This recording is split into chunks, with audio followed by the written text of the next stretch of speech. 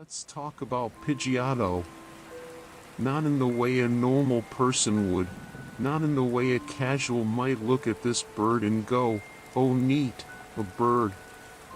No.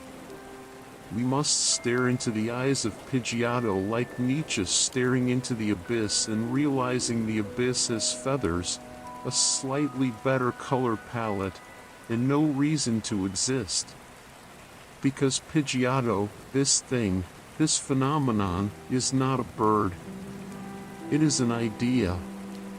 It's a mid-tier, half-evolved, caffeine-dependent manifestation of everything wrong with the modern condition. A creature that flaps, but never flies. A symbol of perpetual preparation, of being almost there, forever loading, forever buffering, forever saying, "Bro, I just need a few more battles and I'll evolve." But he never does. He never does. Look at its feathers. They are not majestic. They are not dull. They are aggressively adequate. The color palette is beige on tan, the kind of palette you'd find in a landlord's kitchen or a 2003 Pontiac interior. It's so mid. It's so aggressively, cosmically mid that it transcends mediocrity and becomes something metaphysical. Beige is an aesthetic, beige is ontology, beige is a way of life. Pidgeotto exists in the evolutionary uncanny valley, too grown up to be cute, too weak to be cool.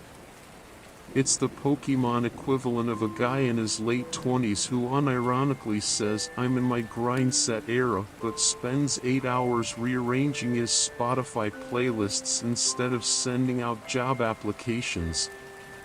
It's so brutal, man. It's so over, bro. It's so felted. Its claws? They are talons of false potential. Razor-sharp implements for a hunt that never happens. They're like the philosophy degrees of the Pokémon world, dangerous in theory, useless in practice. It sits there, perched on a branch, clutching nothing, symbolizing everything. Pidgeotto hunts for prey, allegedly.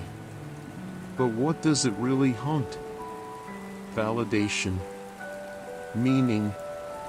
A sense of purpose in a Pokédex entry written by a man who has never once looked at a bird and thought about the futility of incremental progress. You can feel the tragedy in its stats. 60 attack. 63 speed. It's not even bad enough to be interesting, just mediocre enough to make you wonder if the game designers were going through a divorce that week. Like, imagine being so statistically mid that even the random number generator pities you. Pidgeotto doesn't soar majestically through the sky, it meanders, it hovers, it circles the void like a thought you can't finish.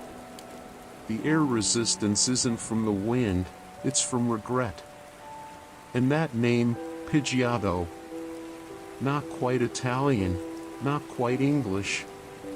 Sounds like a pasta dish that only exists in the dreams of depressed ornithologists. Yes, waiter, I'll have the Pidgeotto Alfredo, extra existential dread on the side. It's so brutal, man. It's so over, bro. It's so felted. It's so done. It's so mid.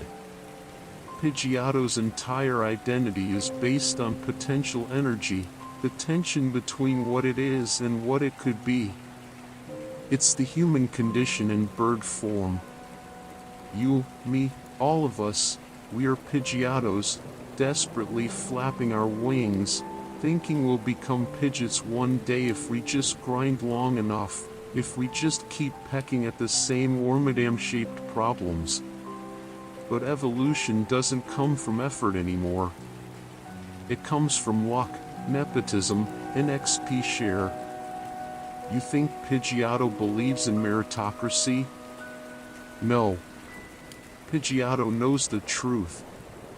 It's seen level 100 Charizards handed down through generations of privileged trainers who never even stepped foot in the tall grass. Pidgeotto grinds while Pidgeot coasts. That's the modern world in a nutshell, or rather, in an empty Pokeball. It's so over, man. It's so brutal. It's so felted. Even its cry, that tinny 8-bit screech, sounds like a scream muffled by the weight of existential bureaucracy. It doesn't sound like a bird of prey. It sounds like a guy realizing his student loans accrue interest while he's asleep. And don't even get me started on its trainer interactions. You catch a Pidgey. You train it. It evolves. For like 2 minutes, you think, cool. Then you box it. Forgotten. Buried in the digital graveyard of the PC storage system, box 3, next to the Rattata you swore you'd use ironically. This is what Pidgeotto represents, the tragedy of impermanence in a system that fetishizes final forms. The forgotten middle chapters of every story, the unseen grinding between every level up. The liminal bird of the apocalypse. Pidgeotto is the guy who shows up to the philosophy club every week and says, "Bro, have you ever thought about how we're all just XP bars with legs?" And then everyone leaves him on read. He doesn't fly, he lingers. He doesn't evolve, he oscillates. He doesn't live, he persists. And when you finally evolve him into Pidgeot, you think you've escaped the cycle, but you haven't. You've merely upgraded your suffering. You've become prettier pain. You've evolved into a higher form of despair. Because deep down, inside every Pidgeot, there remains the memory of Pidgeotto, the ghost of the mid-tier life, whispering. It's so brutal, man. It's so over, bro. It's so felted. It's so mid. It's so terminally beige. And that's the real horror. We don't evolve from Pidgeotto. We evolve through Pidgeotto. The middle stage is eternal. The sky is endless, and our wings are tired.